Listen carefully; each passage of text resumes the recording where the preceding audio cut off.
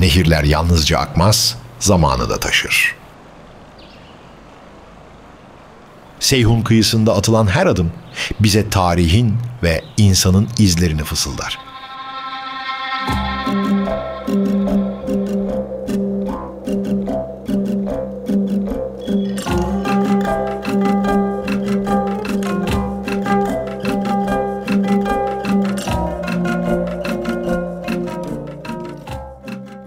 Bu bölümde şifanın arandığı bir yapının, bilginin aktığı bir medresenin ve Türklerin ilk yerleşim yerlerinden biri olan Ahsi'nin izindeki hayatların peşindeyiz.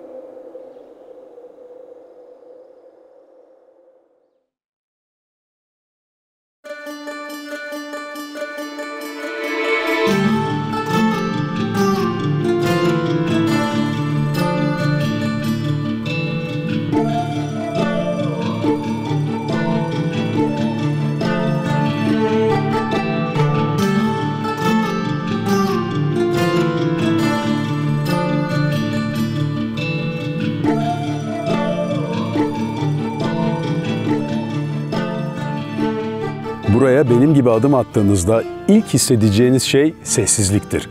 Ama taşların ve ahşabın arasında hala bir uğultu dolaşır. Sanki ilim çekilmiş ama izi kalmıştır. Tıpkı suyun yatağında bıraktığı iz gibi.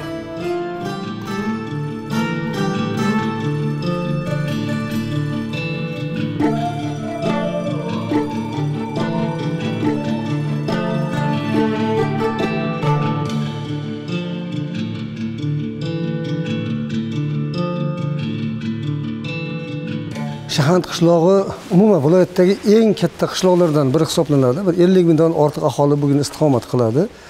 Shahand qishlog'i qadimiy qishloq.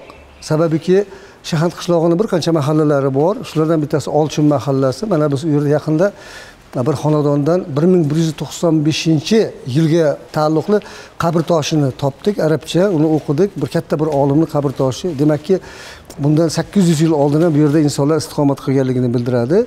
16-asrdan keyin mana yonimizdagi o'sha qadimiy Ahskin shaharni Rabot qismi Shahandga ko'chgan deb arxeologlarimiz ma'lumot bergan. Rabot degani ikki xil ma'noda tushuniladi. Rohbod degani roh forschasida yo'l degani, bod degani turkiychasida joy. Ya'ni yo'lning yoqasidagi manzil, makon, joy degan ma'noni bildiradi. Ikkinchisi arabcha terminologiya istilohida robot degani ot boylaydigan joy, ya'ni shaharga kirib ketishdan oldingi o'sha katta-katta bozorlar bo'lgan joylar robot qismi deyiladi. Shahar o'sha Ahskinning robot qismi bo'lgan.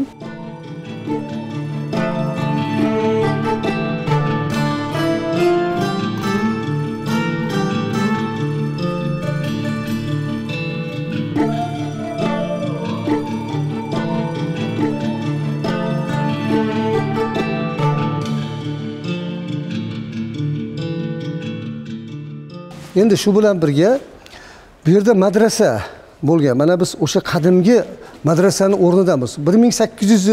1805-yil ochilgan madrasa. Bu madrasaning nomi Qalandar devoni madrasasi bo'lgan.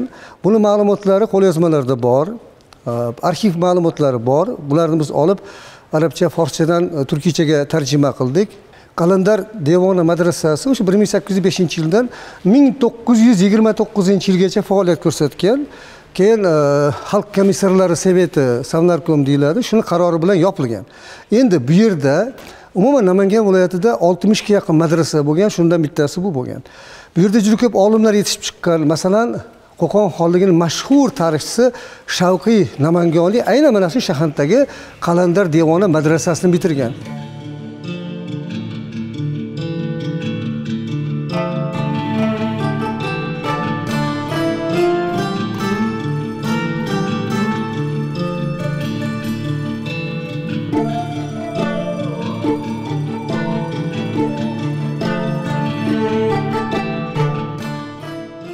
Men 20-asr boshlaridagi, 20-yüzyillik boshlaridagi Turkistonda chiqqan Turkiston viloyatining gazetini olib o'qidim, sahifalarini o'qidim.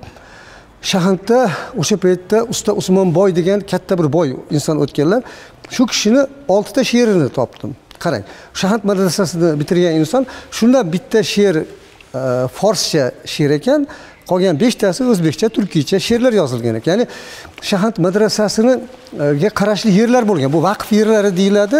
Chunki o'sha paytda masjid, madrasalar vaqf mulklari hisobidan faoliyat ko'rsatgan. Masalan, mana Janjal Axs qishlog'ida, Kalvaq qishlog'ida yoki bo'lmasa Daryoning u tomoni, hozir Mingbuloq tumani deyiladi. Ana o'sha yerlarda Shahant madrasasiga qarashli yerlar bo'lgan. O'sha yerlardan olingan hosil ular shu madrasani ta'minoti uchun ishlatilgan.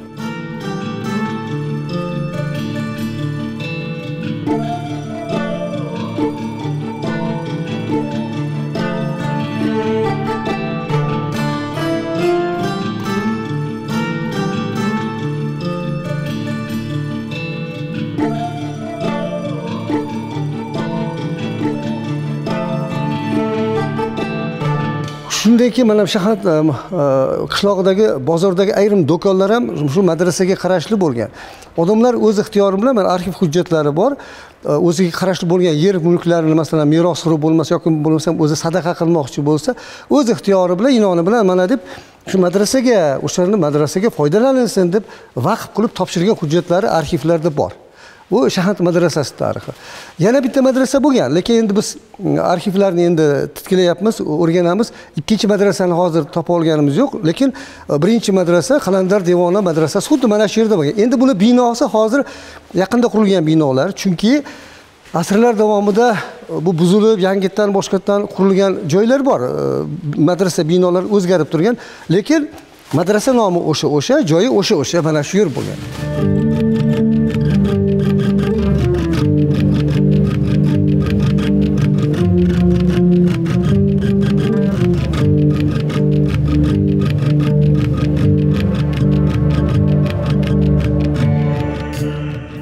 Bir zamanlar burada su gibi akan bir bilgi vardı. Medresenin taşları harflerin yankısını hala saklıyor. İlim de su gibi, çekilse de izi kalır.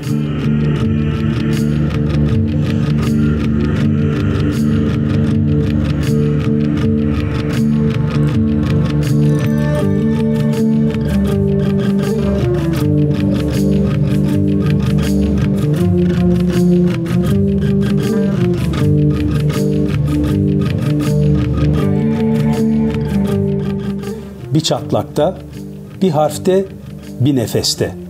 Hepsi bu mekanın hafızasında yaşıyor.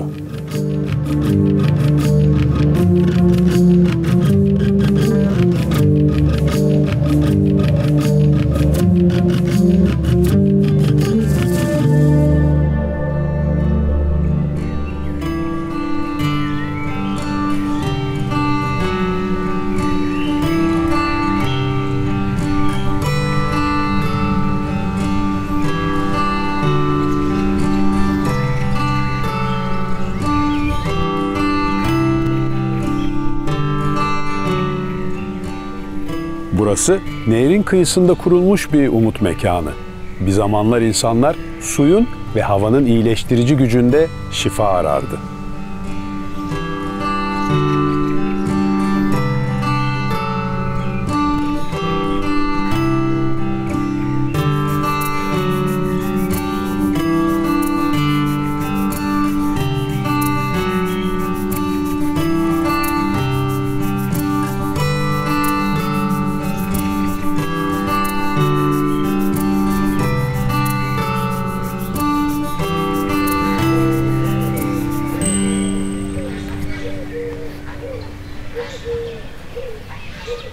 Ne kadar güzel unuttuğumuz ortamlar. Sessiz, sakin, kuş sesleri, ördekler. Şahane bir yerdeyim. Neredeyim derseniz, Şahant bölgesinde bir sanatoryum bulduk.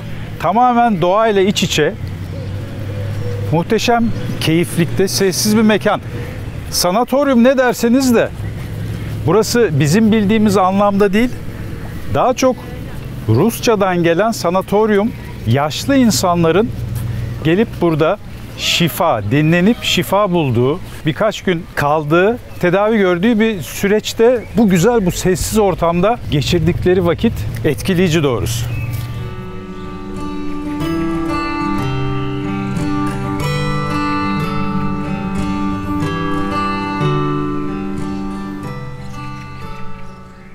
Namangan'da bulunan Şahant Sanatoryumu 1979'dan bu yana halk sağlığına hizmet veriyor. 180 kişilik ekibiyle terapi ve nöroloji alanında hizmet veren sanatoryumda mineralli su banyoları, hidromasaj ve farklı tedavi yöntemleriyle binlerce hastaya şifa dağıtılıyor.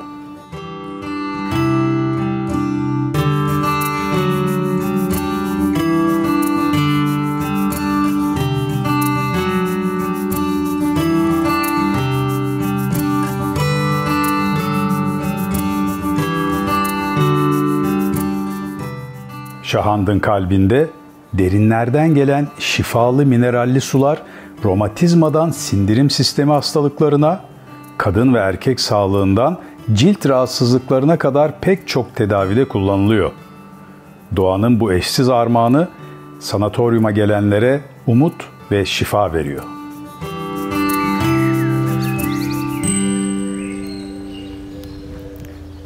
Kuş sesleri eşliğinde aslında burası bir tıbbi dinlenme merkezi değil, ormanın içerisinde gibi hissettiriyor insana kendini. Birçok tedaviler yapılıyor.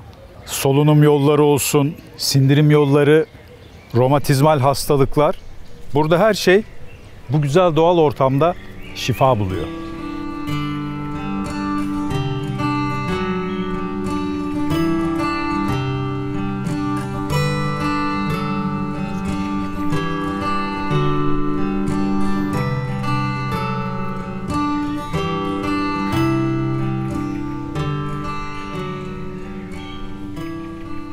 Su yalnızca toprağı beslemez. İnsanın ruhuna, bedenine de akar. Sanatoryumun duvarları hala taşır. İyileşme arzusuyla gelen yüzlerin sessiz hatırasını. Ve şifa, bazen bir ilaçtır, bazen bir damla su.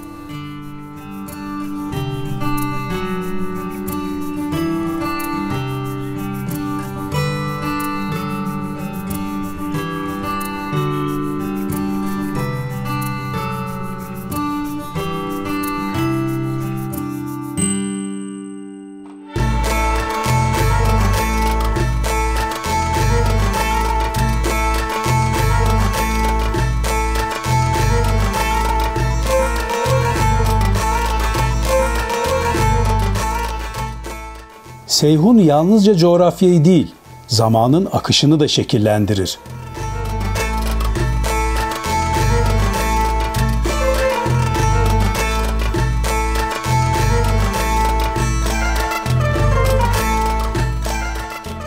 Kanoyla çıktığımız bu yolculuk bizi geçmişle bugünün birleştiği Ahsi'ye taşıyor.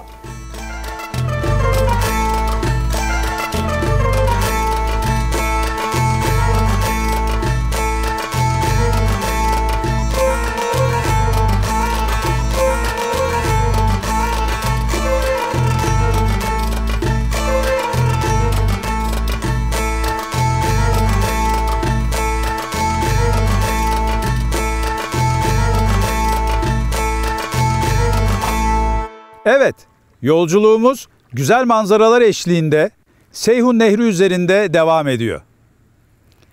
Eski Ahsi ile yeni Ahsi rotamızın üzerinde. Bilmekte fayda var. Eski Ahsi'nin tarihi 3. yüzyıla kadar uzanıyor. Biz modern Özbekistan'daki yeni Ahsi ile tarihi kalıntılar içindeki eski Ahsi ve onun mirasını inceleyeceğiz. Orada bizi bekleyen uzman hocalarımız olacak ve değerli bilgilerini bizlerle paylaşacak. Bizler de sizlerle paylaşacağız.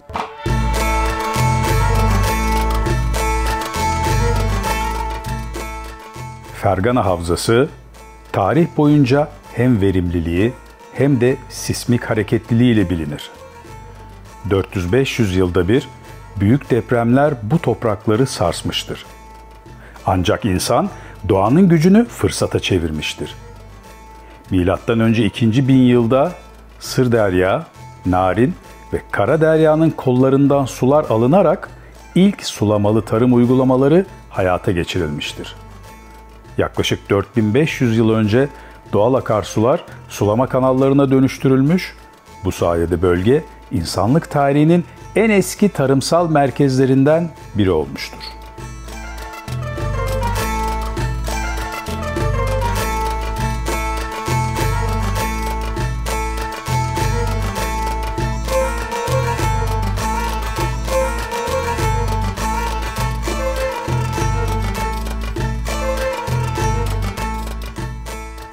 Milattan önce 1. bin yılın sonlarına gelindiğinde Fergana Havzası'ndaki tüm nehir ve dere kenarları tarıma açılmıştı.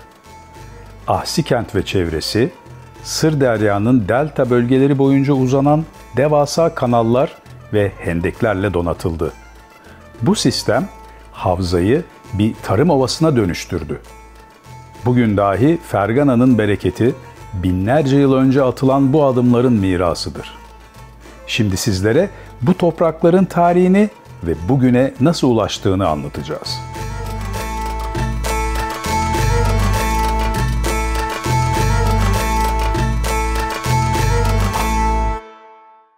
Mana Axkent yodgorligi bu Farg'ona vodiysidagi eng qadimgi shahar hisoblanadi.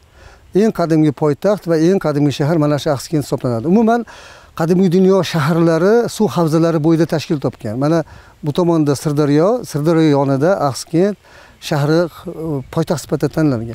Axsi so'zi buni kelib etimologiyasiga e'tibor beriladigan bo'lsa, qadimgi Farg'onani podshohlari, hukmdorlari Ixshid deyilgan. U yozilishi arabchada alif, ho, sin, ya bilan yozadi. Alif, ho, sin, ya dal bilan yozadi. Axsid, Ixshid deyiladi. Endi kat qo'shilib bunga kat degani joy, makon, shahar degan ma'noni bildiradi. Ixshid kat dastlabki nom bo'lgan, keyin bu qisqarib Axskat bo'lib qolgan. Ya'ni Axsi so'zilishini arabchada yozilishi bilan Ixshid so'zilishini arabchada yozilishi bir xil. Shuning uchun Ixshid kat, ya'ni podshoh yashaydigan joy degan ma'noni bildiradi. Miloddan avvalgi 3-asrda tashkil topgan bu shahar va 1621-yilda zilzilada vayronaga aylangan. Bu yerdan juda ko'p olimlar chiqqan. Qadimgi davrda butun Farg'onani poytaxti bo'lgan shahar. Masalan, arab tarixchilaridan Balazuri Futuhat Buldon degan asari bor. Ana o'sha asarda ham Axsi deydi, bu Farg'onani poytaxti, qadimiy shahar deb yozadi. Undan keyin Somoniylar davrida ham bu yer poytaxt bo'ldi. Turkoqolligi davrida, Qoraxoniylar davrida ham juda katta shahar bo'lgan bu yerdan keyin.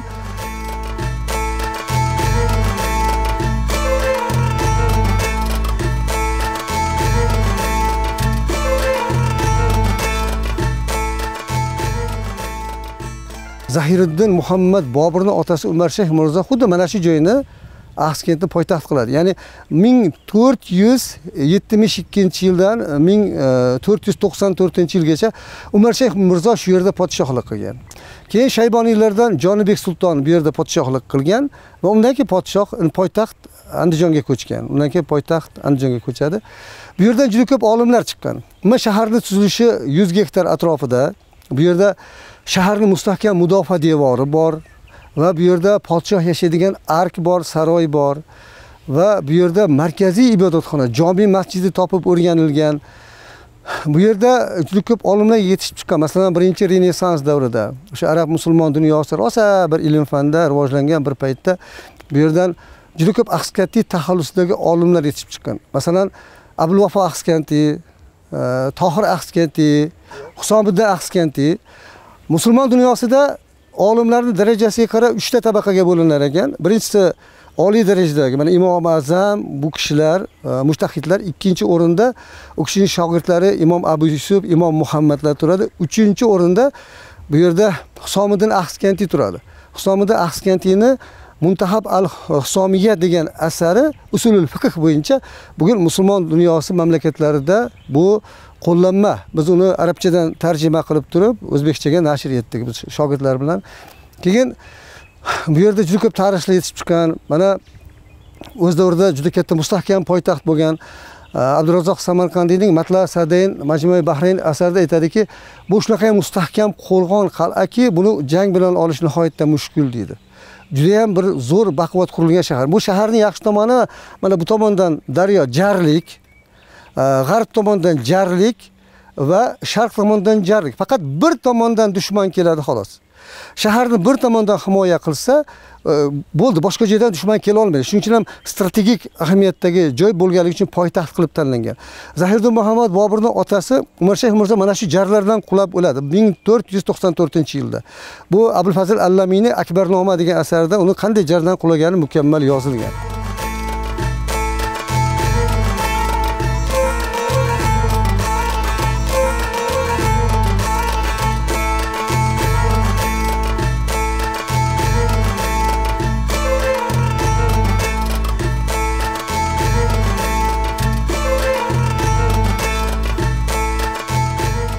Bu yerda yuqorida aytganimizdek, masalan, Sayfuddin Axsikanti degan mashhur shoir yetishib chiqqan, bu Muntahab at-Tavorix asarining muallifi, forscha bu qirg'izlar tarixini yozib bergan. Yoki bo'lsam, keyinchalik Buxoroda juda katta nufuzga ega bo'lgan Mavlona poyonda Ahsaviy degan olimlar yetishib chiqqan.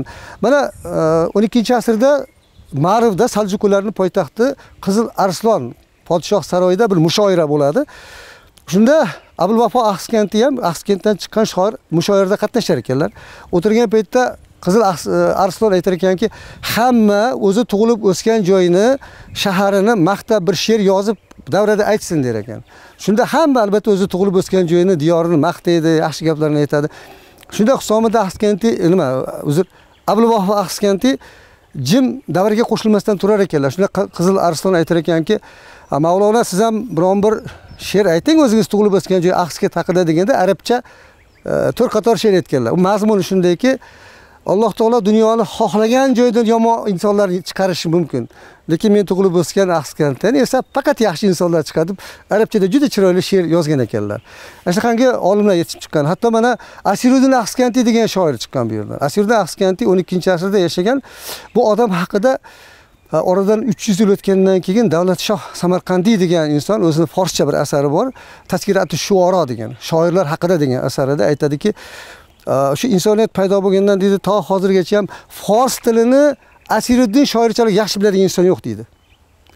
Fors tilida shunaqangi go'zal misralar bitadiki, bunga yetadigani yo'q deb turib juda katta hurmat e'tibor bilan tilga oladi. Bu aytadi, u shoirlarning shohi deydi. Ya'ni biz biladigan Hazrati Alisher Navoiydan 300 yil oldin shoirlar shohi degan unvonga ega bo'lgan inson Asiruddin Axsikanti xuddi mana shu yerdan yetishib chiqqan olim hisoblanadi.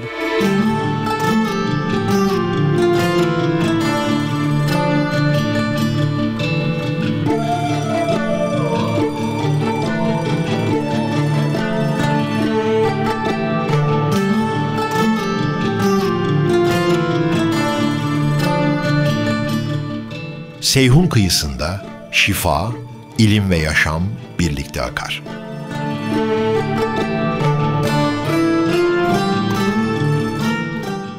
Bir sanatoryum, bir medrese, eski bir taş kalıntısı, hepsi aynı hikayenin yankısıdır.